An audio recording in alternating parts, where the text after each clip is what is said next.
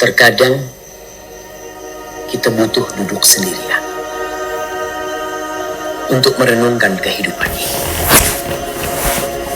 tentang bekal kita untuk berjumpa dengan Allah Jalla Jalla.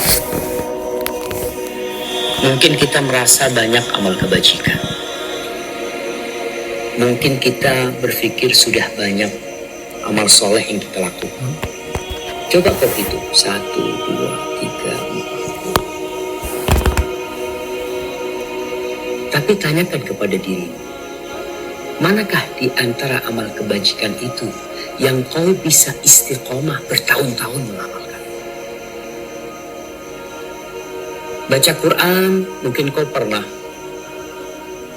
berjanji kepada dirimu, aku akan baca Quran tiap hari 1 lembar. Tapi bertahan berapa lama kau baca Quran 1 lembar?